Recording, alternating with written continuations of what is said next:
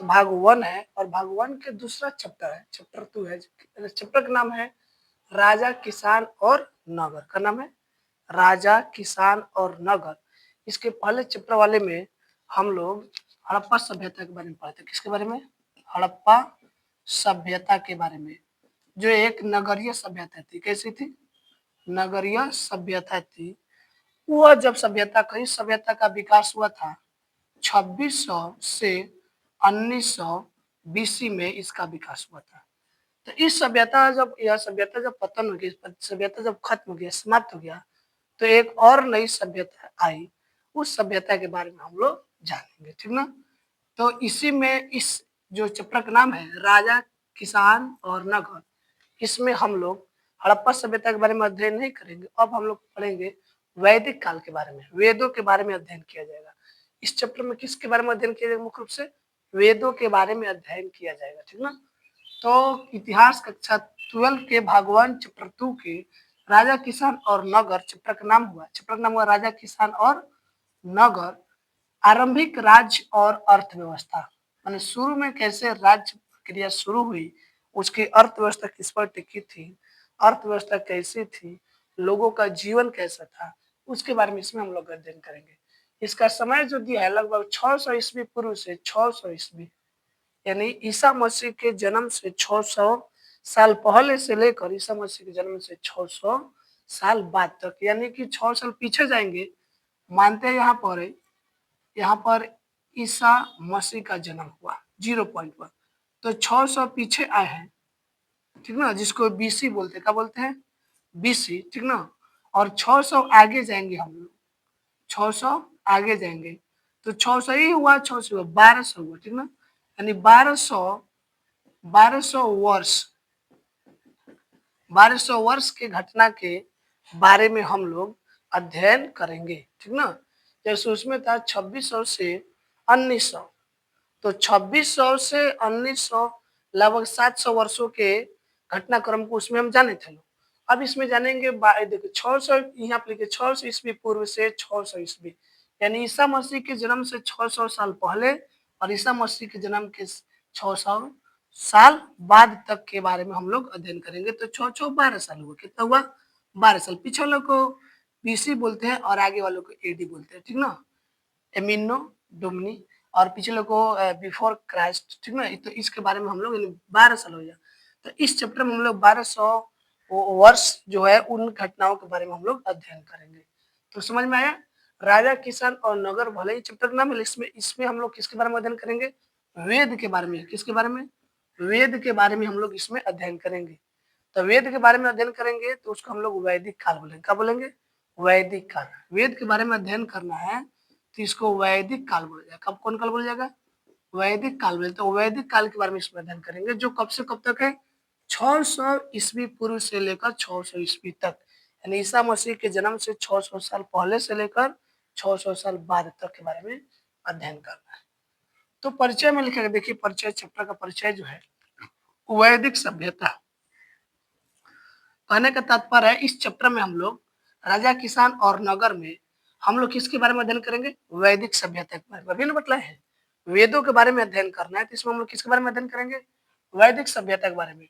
और वैदिक कैसी सभ्यता है? तो एक ग्रामीण सभ्यता है, याद रखिएगा। पूछा जाए आप लोगों से हड़प्पा कैसी सभ्यता है, तो हड़प्पा सभ्यता जो है यह एक नगरीय सभ्यता है। कौन सभ्यता? नगरीय सभ्यता है। यानी नगरीय का मतलब शहरी सभ्यता है।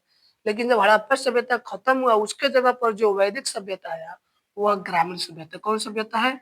ग्रामीण सभ्यता। एकदम आसान, एकदम याद हो जाएगा, चिंता मत कीजिए, ठीक ना। जैसे उसमें पढ़े एकदम मस्ती से, इसमें वैसे ही चलेगा। तो वह राजा, किसान और नगर जो प्रज्ञा में आरंभिक राज्य और अर्थव्यवस्था, इसमें हम लोग किसके बारे में अध्ययन करेंगे? वैदिक सभ्यता के बारे में हम लोग अध्ययन करेंगे। वैदिक सभ्यता एक ऐसी सभ्यता है, ग्रामीण सभ्यता है, यानी यहाँ के रीति रिवाज गांवों के जैसा था। किसके जैसा था? गांव के जैसा, ग्रामीण जैसे रीति रिवाज होते हैं, गांव में लोग रहते हैं, उस तरह की यह सभ्यता थी। लेकिन हड़प्पा जो सभ्यता था या सिंधु घाटी सभ्यता, वहां पर शहरों का परिदृश्य दिखाई दे रहा था, शहरों की अनुभूति हो रही थी, तो उसको हम लोग शहरी या नगरीय सभ्यता बोले थे। यहाँ पर क्या होगा? यहाँ पर हम लोगों को जब अध्ययन करेंगे हम लोग, तो इसमें गाँवों की अनुभूति होगी, गाँवों का अनुभव होगा, इसीलिए इसको हम लोग ग्रामीण सभ्यता बोले हैं, ठीक ना? तो याद रखिए वैदिक सभ्यता एक ऐसी सभ्यता है, ग्रामीण सभ्यता है। कैसी सभ्यता है? पूछा जाए हड़प्पा एक कैसी सभ्यता है? तो हड़प्पा सभ्यता का बात करता है बउआ, फिर सुनिए बार-बार याद रहेगा। हड़प्पा सभ्यता की कौन सी सभ्यता हो जाएगी? नगरीय सभ्यता, नगरीय सभ्यता। लेकिन अगर वैदिक सभ्यता की बात करती है, वैदिक सभ्यता, तो ये कौन सी सभ्यता हो जाएगी? तो यह ग्रामीण सभ्यता हो जाएगी। कौन सभ्यता? ग्रामीण सभ्यता। तो याद रखिएगा हड़प्पा एक ऐसी सभ्यता है, नगरीय सभ्यता है। वैदिक सभ्यता एक ऐसी सभ्यता है, तो वैदिक सभ्यता एक ग्रामीण सभ्यता है। याद रहेगा हड़प्पा एक ऐसी सभ्यता है, हड़प्पा सभ्यता एक ऐसी सभ्यता है तो नगरीय सभ्यता है। वैदिक सभ्यता कैसी सभ्यता है? तो ग्रामीण सभ्यता है। याद रहेगा। चलिए, तो वही चीज यहाँ पर लिखा गया है, ठीक ना, कि वैदिक सभ्यता ग्रामीण सभ्यता। कौन सभ्यता है? ग्रामीण सभ्यता। समय, इसका जो समय है यानी वैदिक सभ्यता का समय जो शासन समय काल है 1500 से लेकर 600 बीसी तक है। जैसे पीछे हम लोग पढ़ ले होगा हड़प्पा सभ्यता का जो समय था, हड़प्पा सभ्यता का जो समय था वह याद कीजिए, आप लोग पीछे हम बतलाए याद कीजिए, लिखे तो उसमें 2600 से लेकर 1900 बीसी तक, 2600 से लेकर 1900 बीसी तक, यानी 2600 से लेकर 1900 ईस्वी ईसा पूर्व तक यह सभ्यता विकसित हुआ करता। उसके बाद से धीरे धीरे धीरे धीरे क्या हो गया? खत्म हो गया, ठीक ना। वैसे ही वैदिक सभ्यता का जो समय है 1500 से लेकर 600, तो याद रखिएगा वैदिक सभ्यता का जो समय है, वैदिक सभ्यता का जो समय है 1500 से 600 बीसी तक है। कब तक है? 1500 से 600 बीसी तक है। हड़प्पा सभ्यता एक नगरीय सभ्यता है। हड़प्पा सभ्यता का काल कितना था? 2600 से 1900 बीसी तक। वैदिक सभ्यता एक ग्रामीण सभ्यता। कौन सभ्यता है? ग्रामीण सभ्यता है। इसका समय कितना? 1500 से लेकर 600 बीसी तक इसका समय है, ठीक ना। ये चीज हम लोग पीछे जान गए, इसी के आधार पर इसको हम लोग जानेंगे, एकदम कोई दिक्कत नहीं, एकदम मस्ती में चलेगी, ठीक ना। है समझ में? तो याद रखिएगा हड़प्पा सभ्यता एक शहरी सभ्यता थी और वैदिक सभ्यता एक ग्रामीण सभ्यता थी, ठीक ना। या है भी बोल सकते हैं। समय जो है 1500 से 600 बीसी तक वैदिक सभ्यता जो है 1500 से 600 बीसी तक कायम रही। इस सभ्यता का मतलब हुआ वैदिक सभ्यता। इस सभ्यता का मतलब वैदिक सभ्यता में लोहा का आविष्कार हो गया। किसका आविष्कार हो गया? लोहा का आविष्कार हो गया। पीछे उसमें हम पढ़े लो, ठीक ना, आविष्कार। पीछे हम लोग जाने हैं लोग कि हड़प्पा सभ्यता में, हड़प्पा जो सभ्यता थी इस सभ्यता में सोना उपलब्ध था, चांदी था, पीतल था, ठीक ना, तांबा था, परंतु लोहा नहीं था। लोहा का अवशेष नहीं मिला था। तो हम लोग पीछे पढ़ चुके हैं लोग कि हड़प्पा सभ्यता में किस धातु की जानकारी नहीं थी? लोहा की जानकारी नहीं थी। पीछे पढ़ा लो ना, याद कीजिए। हड़प्पा सभ्यता में किस धातु की जानकारी नहीं थी? लोहा धातु की जानकारी नहीं थी। परंतु वैदिक सभ्यता में लोहा का आविष्कार हो गया। किसका आविष्कार हो गया? यानी लोहा की जानकारी हो गई। तो याद रखिएगा वैदिक सभ्यता में, वैदिक जो सभ्यता है इस सभ्यता में लोहा की खोज हो गई। किसका खोज हो गया? लोहा के। परंतु हड़प्पा सभ्यता में नहीं था, ठीक ना। कोई दिक्कत? तो चलिए याद रखिएगा हड़प्पा सभ्यता में लोहा का आविष्कार नहीं हुआ था, लोहा की खोज नहीं हुई थी, लोहा के बारे में लोग नहीं जानते थे। परंतु वैदिक सभ्यता में लोहा के बारे में लोग जान चुके थे, लोहा से परिचित थे। तो वही लिखा गया है, ठीक ना। इस सभ्यता यानी वैदिक सभ्यता में लोहा का आविष्कार हुआ। वैदिक काल को देखिए, वैदिक सभ्यता पढ़ेंगे तो वैदिक सभ्यता में जो समय चलेगा उसको हम लोग क्या बोलते हैं? वैदिक काल बोलते हैं। वैदिक सभ्यता है तो वैदिक सभ्यता के जो समय है उस समय को जैसे यहाँ पर लिखा गया है, वैदिक सभ्यता का समय है ना 1500 से 600 बीसी, तो इस काल को, इस समय को हम लोग वैदिक काल बोलेंगे। क्या बोलेंगे? वैदिक काल। तो पूछा आप लोग से कि वैदिक काल कब से कब तक है? तो वैदिक काल 1500 से 600 बीसी तक कायम था, ठीक ना। तो वैदिक काल के बारे में जाएंगे तो वैदिक काल को दो भागों में बांटा गया। कितने भागों में बांटा गया है? दो भागों में बांटा गया है। एक ऋग वैदिक काल और एक उत्तर वैदिक काल। यानी जब ऋग्वेद की रचना हो रही थी हो तो उस समय के जो समय था, उस दौरान जो समय था उसको हम लोग बोलते हैं ऋग्वैदिक काल। ऋग्वेद के रचना के बाद जो समय आया उसको हम लोग बोलते हैं उत्तर वैदिक काल। कौन सा काल बोलते हैं? उत्तर वैदिक काल। इसमें 2 वेदों की रचना हुई, ठीक ना? 2 यानी 3 वेदों की रचना हुई, सामवेद, यजुर्वेद, अथर्ववेद और ऋग्वेद की जो रचना हुई थी 1500 से 1000 बीसी के पूर्व, ठीक ना? तो वैदिक काल को कितने भागों में बांटा गया है? वैदिक काल को 2 भागों में, कितने भागों में बांटा गया बबुआ? 2 भागों में बांटा गया है। एक को बोलते हैं हम लोग उत्तर ऋग वैदिक काल। कौन सा काल? ऋग वैदिक काल। और एक को बोलते हैं हम लोग उत्तर वैदिक काल। क्या बोलते हैं? उत्तर। याद रखिएगा, ऋग वैदिक काल, ऋग वैदिक बोल सॉरी, वैदिक काल को, वैदिक काल कब से कब तक है? वैदिक काल है 1500 से 600 बीसी तक। कब तक है बाबा? देखिए, अब 1500 से 600 बीसी तक है। इसको 2 भागों में बांटा गया है, एक ऋग्वैदिक काल और एक उत्तर वैदिक काल। ऋग्वैदिक काल का समय क्या है? तो यहाँ पर समय दिखाया गया है 1500 से 1000 बीसी तक, यानी कि 500, 1500 से 1000 का अंतराल निकालेंगे तो 500 होगा। 500 वर्ष जो समय था, ठीक ना, 1500 से 1000 के बीच वाला समय 500, उसको हम लोग बोलते हैं ऋग्वैदिक काल। और उत्तर वैदिक काल कितने वर्षों तक चला था? 400 वर्ष। देखिए, 1000 से 600, 1000 से 600 का अंतराल 400 होगा, तो ये 400 वर्षों तक चला। कितने वर्षों तक चला? 400 वर्षों तक चला, ये 500 वर्षों तक चला। तो ये हो गया टोटल हम लोग का होगा 9 वर्ष। कितना वर्ष हुआ? 9 वर्ष। यहाँ से भी देख सकते हैं 1500 और 600 है, तो 900 का अंतर है, 9 6 15। तो यानी पूछा जब से वैदिक सभ्यता जो है, या वैदिक सभ्यता कितने वर्षों तक कायम रही? तो 900 वर्षों तक कायम रही। कितने वर्षों तक कायम रही? 900। देख लीजिए, 900 वर्षों तक कायम रही। कब शुरू हुई थी? 1500 बीसी में। खत्म कब हो गई? 600 बीसी में। तो ना, इसको 2 पार्ट में बांटा गया है, यानी वैदिक काल को 2 पार्ट में बांटा गया है। एक है ऋग्वैदिक काल और एक है उत्तर वैदिक काल। ऋग्वैदिक काल का जो समय है, इस यह 1500 से 1000 बीसी है। बीसी का मतलब ईसा पूर्व। बीसी का मतलब क्या है? ईसा पूर्व। पीछे हमने बतला दिया गया। उत्तर वैदिक काल का मतलब, उत्तर वैदिक काल का जो समय है 1000 से 600 बीसी तक है, ठीक ना? कोई दिक्कत? चलिए अब आगे बतला रहे हैं।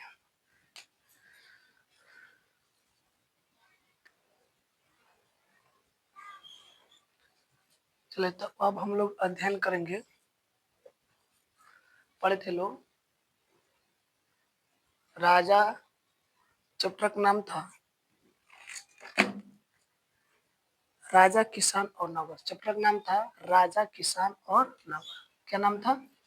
राजा, किसान और नगर, ये चैप्टर का नाम था। इसमें हम लोग अध्ययन किया है लोग सभ्यता के बारे में। वो कौन सी सभ्यता? तो वैदिक सभ्यता। वैदिक सभ्यता कैसी सभ्यता थी?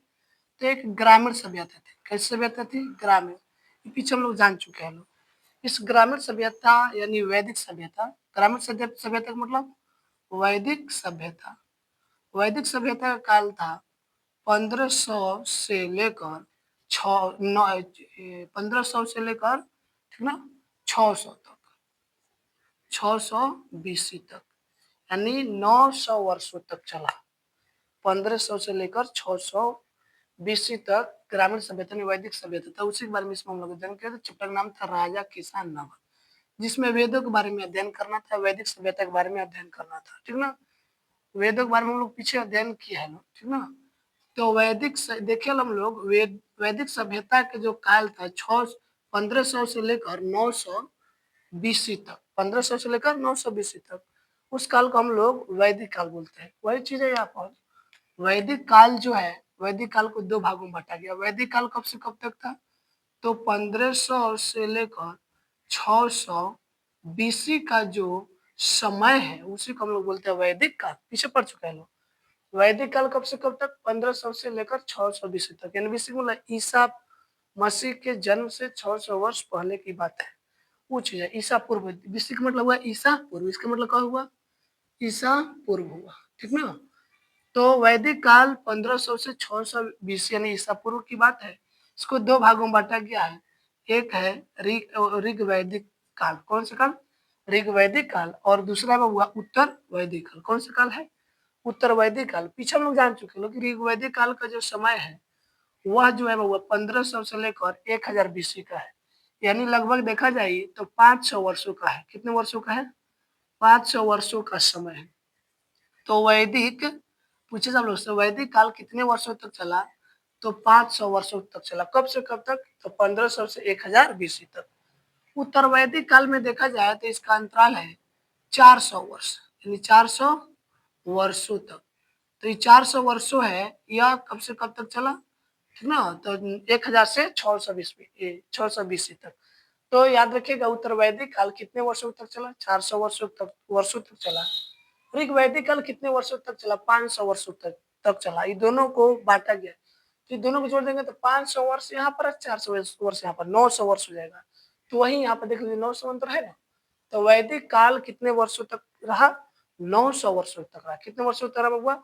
900। याद रखिएगा 900। ये हर चीज लिखा नहीं जाता है, ठीक ना, कैलकुलेशन की चीज है, इससे आप मिला सकते हैं।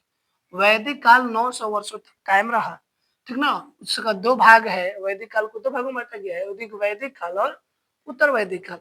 ऋग वैदिक काल 500 से लेकर 1000 बीसी तक चला, और उत्तर वैदिक काल 1000 से लेकर के, ठीक ना, 600 बीसी तक चला। समझ लो। ऋग वैदिक काल कब से कब तक चला? 1500 से लेकर 1000 बीसी तक। कब से कब तक चला? 1500 से लेकर 1000 बीसी तक ऋग वैदिक काल चला, और उत्तर वैदिक काल 1000 से लेकर 600 बीसी तक उत्तर वैदिक काल चला। दोनों को अंतर अगर देखेंगे हम लोग तो 900 वर्ष का आएगा, यानी वैदिक काल कितने वर्षों तक कायम रहा? 900 वर्षों तक। यहाँ पर वैदिक सभ्यता जो है की जानकारी कहाँ से मिली है? वेदों से मिली है। देखिए कहाँ से मिली बबुआ? वेदों से। जैसे हम लोग पीछे पढ़े हैं लोग, हड़प्पा सभ्यता की जानकारी कहाँ से मिली है? तो ईंटे से मिली है, ठीक ना। ईंटे से मिली है। वहां पर मौजूद मुहर था, मुहर से मिली है। सेल खड़ी से मिली है, ठीक ना। तमाम चीज था ना। तो उन चीजों से हड़प्पा सभ्यता की साक्ष्य मिला था, ठीक ना। उसी तरह से वैदिक सभ्यता का साक्ष्य कहाँ से मिला है? वेदों से मिला। कहाँ से मिला है? वेदों से। तो याद रखिएगा वैदिक सभ्यता की जानकारी हमें वेदों से मिली। किससे मिली है? वेदों से। वेद कितने होते हैं? वेद 4 होते हैं। हम आगे बतलाएंगे वेद कितने होते हैं। 4 होते हैं, ठीक ना। वैदिक काल जो है बबुआ, वैदिक काल में ऋग्वेद लिखा गया था। कौन सा वेद लिखा गया था? ऋग्वेद। याद रखिएगा ऋग वैदिक काल में ऋग्वेद लिखा गया था। कौन से काल में? ऋग वैदिक। ऐसे तो वैदिक काल में, तो वैदिक काल में तो 4 वेद लिखाया है, लेकिन कौन से काल में कौन वेद लिखाया है? तो ऋग वैदिक काल में ऋग्वेद लिखा गया था। और ऋग वैदिक काल यहाँ आप लोग को मालूम है 1500 से लेकर के 1000 बीसी। कब तक है बबुआ? 1500 से 1000 बीसी के जो काल है उसी को हम लोग बोलते हैं। तो ऋग्वैदिक काल यहाँ पर तो स्पष्ट लिखा भी गया है।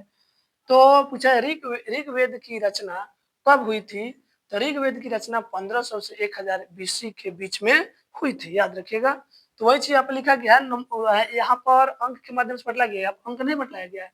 तो वही है ऋग्वैदिक काल में, ठीक ना, ऋग्वेद लिखा गया था, ऋग्वेद की रचना हुई थी। उत्तर वैदिक काल में, उत्तर वैदिक काल के मतलब समझ रहे ना, उत्तर वैदिक काल का मतलब 1000 से लेकर के 600। देख लीजिए उत्तर वैदिक काल 1000 से लेकर 600 बीसी।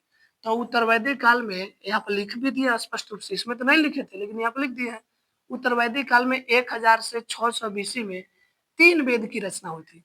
एक वेद यहाँ हुआ, ठीक ना, और 3 वेद यहाँ। टोटल कितना वेद हुआ? 4 वेद। तो 3 वेद की रचना हुई थी। कौन कौन सा वेद है? एक सामवेद है, यजुर्वेद है और अथर्ववेद है, ठीक ना। तो पूछा जाए सामवेद, यजुर्वेद, अथर्ववेद की रचना किस काल में हुई थी? तो उत्तर वैदिक काल में हुई थी। कौन से काल में हुई थी?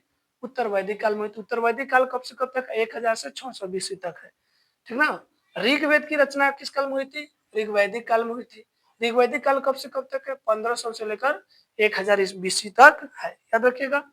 तो ऋग्वैदिक काल में एक वेद की रचना हुई थी, उत्तर वैदिक काल में 3 वेद की रचना हुई थी। 3 वेद कौन कौन सा है? सामवेद, यजुर्वेद, अथर्ववेद, ठीक ना। कोई दिक्कत? तो उत्तर वैदिक काल कब से कब तक है? 1000 से 600 बीसी। 1000 से 600 बीसी करने का मतलब 1000 से 600 ईसा पूर्व तक 3 वेद की रचना हुई थी। कौन कौन सा वेद है? सामवेद, यजुर्वेद, अथर्ववेद, ठीक ना। सबसे पुराना जो वेद है, सबसे पुराना नहीं होता है कि कोई सबसे, परिवार में हम लोग सबसे जो बूढ़े व्यक्ति होते हैं, कहते हैं परिवार के कौन व्यक्ति सबसे बूढ़ा है, तो बतलाते हैं उनका नाम बतलाते हैं, ठीक है। महिला होगी तो महिला बतलाएंगे, महिला पर कौन बतलाएंगे? पुरुष हो तो पुरुष रूप में। तो सबसे पुराना वेद ऋग्वेद है। कौन सा वेद है? ऋग्वेद है। यहाँ पर याद रखिएगा सबसे पुराना वेद कौन सा वेद है? ऋग्वेद है। कौन सा वेद है बबुआ? ऋग्वेद। यानी सबसे पुराना वेद कौन सा वेद है? ऋग्वेद है, जो 1500 से 1000 बीसी में लिखा गया था। 1500 से 1000 बीसी मतलब समझ रहे हैं ना। इसको बोलते हैं ऋग्वैदिक काल। कौन सा काल बोलते हैं?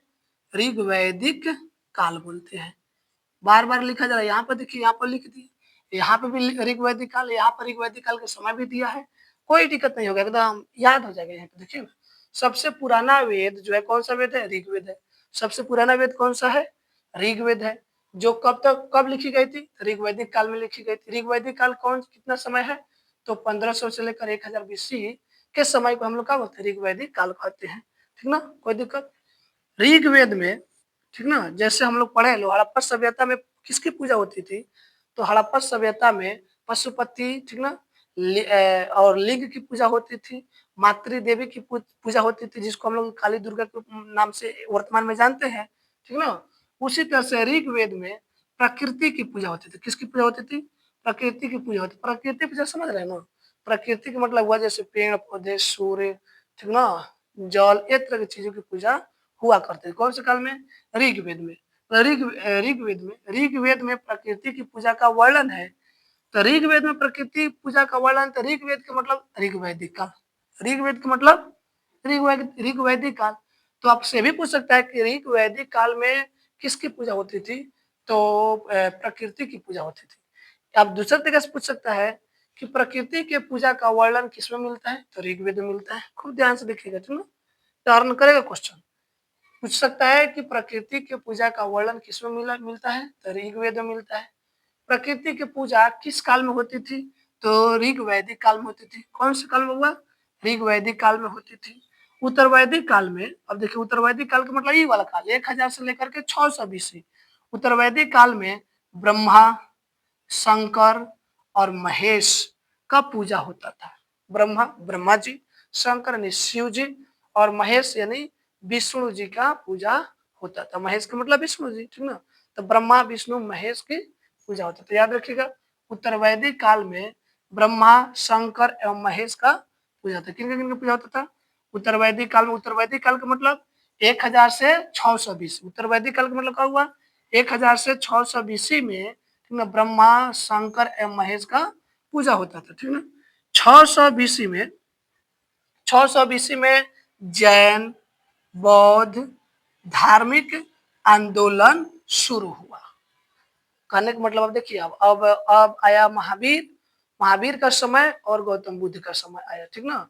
600 जो बीसी है, यानी ईसा मसीह के जन्म से 600 साल पहले, ठीक ना, तो उस समय जो है वो, उसको हम लोग 600 बीसी के अंतर्गत लेकर चल रहे हैं। तो उस समय बौद्ध और जैन धर्म के संस्थापक लोग सामने आए।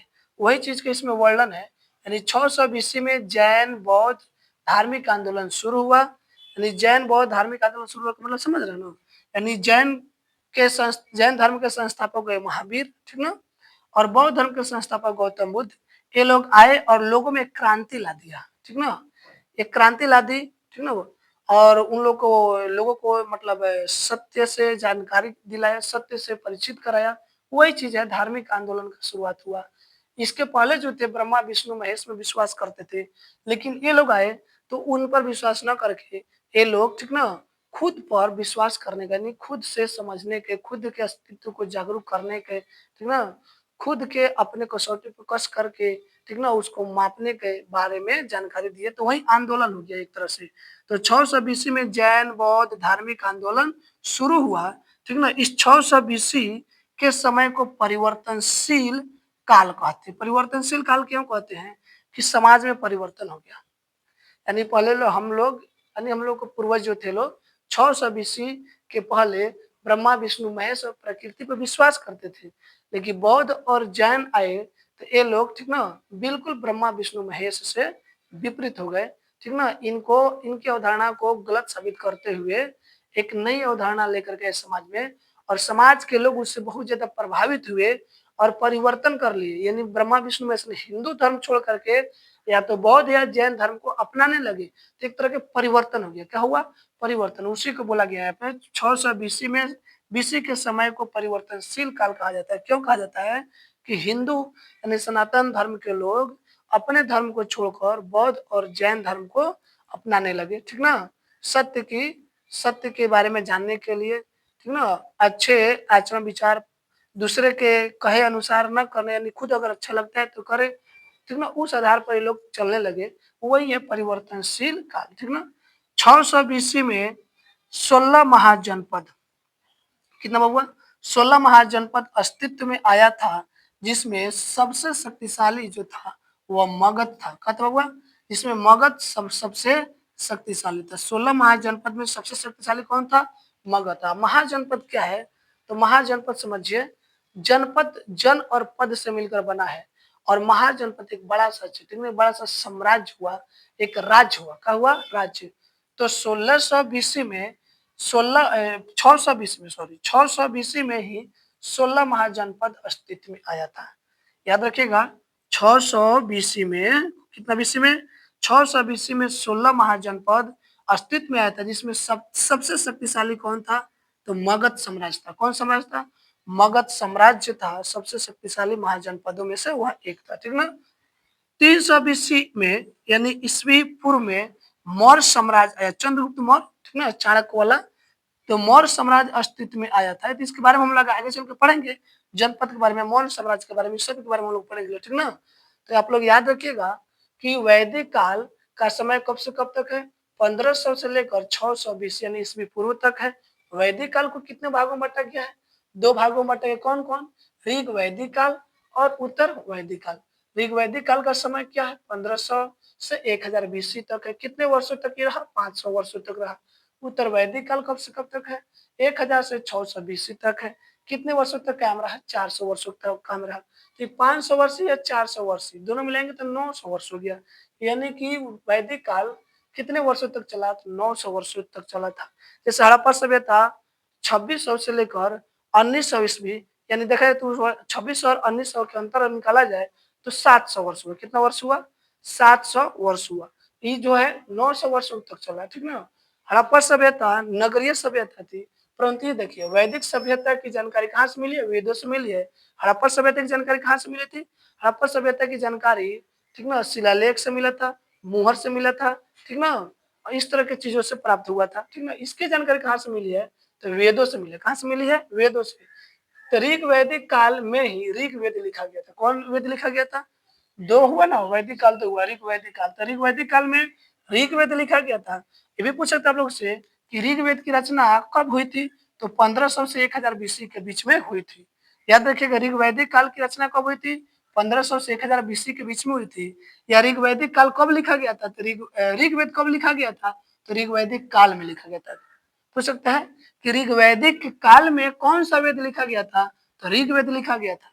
या ऋग्वेद कब लिखा गया था, तो 1500 से 1000 बीसी में लिखा गया, ठीक ना। उत्तर वैदिक काल जो है 1000 से 600 बीसी में 3 वेद लिखा। कितने वेद लिखा गया था, 3 वेद लिखा गया था। 3 वेद कौन कौन सा है, सामवेद, यजुर्वेद, अथर्ववेद। कौन कौन वेद है, तो पूछ सकते हैं कि सामवेद, यजुर्वेद, अथर्ववेद की रचना किस काल में हुई थी, तो उत्तर वैदिक काल में हुई थी। फिर सुनिए, सामवेद, यजुर्वेद, अथर्ववेद की रचना किस काल में हुई थी, तो उत्तर वैदिक काल में हुई थी। उत्तर वैदिक काल कब से कब तक है, 1000 से 600 बीसी के बीच है, ठीक ना। ये भी पूछ सकता है सामवेद, यजुर्वेद, अथर्ववेद की रचना कब हुई थी, तो 1000 से 600 बीसी के बीच हुई थी। ये घुमा सकता आप दिमाग में रखिएगा इसको। सबसे पुराना वेद कौन सा है, तो ऋग्वेद है। कौन सा वेद है, ऋग्वेद। देख लीजिए, क्योंकि तीनों वेद जो है इस विषय में लिखा गया था, और ऋग्वेद जो है इसमें तो सबसे पुरानी चीज है, तो वही है सबसे पुराना वेद ऋग्वेद है। कौन सा वेद है, ऋग्वेद है, जो कब लिखा गया था, 1500 से 1000 बीसी में लिखा गया था। अब 1500 से 1000 बीसी के समय को हम लोग ऋग्वैदिक काल बोलते हैं। क्या बोलते हैं, ऋग्वैदिक काल। तो सबसे पुराना वेद कौन सा है, ऋग्वेद है। ऋग्वेद में प्रकृति के पूजा का वर्णन है। पूछा जाए ऋग्वेद में किसकी पूजा का वर्णन है, तो प्रकृति, जैसे सूर्य, चांद, पृथ्वी, ठीक ना, पेड़ पौधे, वृक्ष, इन सभी के जल, इन सभी की पूजा, पर्वत, इन सभी की पूजा होती थी। सभी प्रकृति है, ठीक ना। तो प्रकृति की पूजा होती थी। ऋग्वेद में प्रकृति के पूजा का वर्णन है। जबकि उत्तर वैदिक काल में, उत्तर वैदिक काल का मतलब 1000 से 600 बीसी में ब्रह्मा, शंकर, महेश का पूजा होता था। किसकी पूजा होता था, ब्रह्मा यानी ब्रह्मा जी, शंकर यानी शिव जी, महेश यानी विष्णु जी का पूजा होता था, ठीक ना।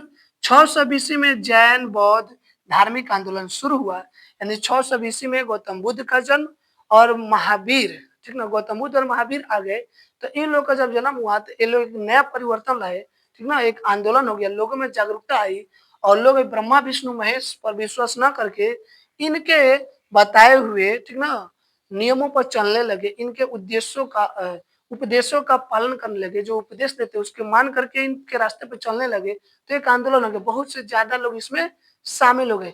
राजा-महाराजा लोग भी शामिल हो जाते थे, ठीक ना? सभी वर्गों के लोग शामिल होते थे। लेकिन इसमें तो ब्रह्मा, विष्णु, महेश में सभी वर्ग के लोग नहीं होते, छुआ-छूत था उस समय, ठीक ना? कि आप नीच हैं, आप ब्रह्म आप मतलब ब्राह्मण नहीं है, क्षत्रिय नहीं है, वैश्य है, शूद्र है, आपकी पूजा करने का अधिकार नहीं है। लेकिन इसमें सबको समानता दिया गया, सभी धर्म, सभी जाति के लोगों को समानता दिया गया, कोई ऊंच-नीच नहीं था, इसलिए आंदोलन एक हो गया, ठीक ना? यानी वही 600 बीसी में जैन, बौद्ध धार्मिक आंदोलन शुरू हुआ, ठीक ना? तो 600 बीसी के समय को हम लोग परिवर्तनशील का काल कहते हैं। पूछा जाए परिवर्तनशील का काल किसे कहते हैं? तो 600 बीसी के समय को, यानी 600 ईसा पूर्व के समय को परिवर्तनशील काल कहते हैं, क्योंकि इस समय गौतम बुद्ध और महावीर समाज में बहुत सारे परिवर्तन लाए, इसीलिए इस काल को हम लोग परिवर्तनशील काल कहते हैं, ठीक ना? 600 बीसी में ही 16 महाजनपद अस्तित्व में आया था। 16 महाजनपद में 16 राज्य, एक 16 बड़ा राज्य जो था वह अस्तित्व में आया था, जिसमें सबसे शक्तिशाली कौन था? तो मगध था। ये हम लोग को बिहार वाला, ठीक ना? हम लोग बिहार का है ना? तो बिहार में साम्राज्य हो तो मगध साम्राज्य, और मगध साम्राज्य तो मुझे बहुत शक्तिशाली राज्य था। उस समय के दौर में सबसे शक्तिशाली राज्य हुआ करता था मगध साम्राज्य, ठीक ना? मगध साम्राज्य के आगे कोई राज्य सब महाजनपद या जनपद नहीं था, सब कुछ सब इसके फीके थे, ठीक ना? तो वही है जिसमें मगध सबसे शक्तिशाली था, ठीक ना? उसे ही कुछ समय और भी था। तो 300 बीसी में यानी ईसा पूर्व में मौर्य साम्राज्य अस्तित्व में आया, और मौर्य साम्राज्य के संस्थापक चंद्रगुप्त मौर्य, इनके चंद्रगुप्त मौर्य के गुरु कौन थे? तो चंद्रगुप्त मौर्य के गुरु चाणक्य थे, और चाणक्य के नीति के आधार पर चंद्रगुप्त मौर्य ने मौर्य साम्राज्य की स्थापना कर दिया था। तो इसके बारे में हम लोग अब यहाँ से हम लोग आगे फिर पढ़ेंगे, ठीक है ना? इसको नोट कर लीजिए।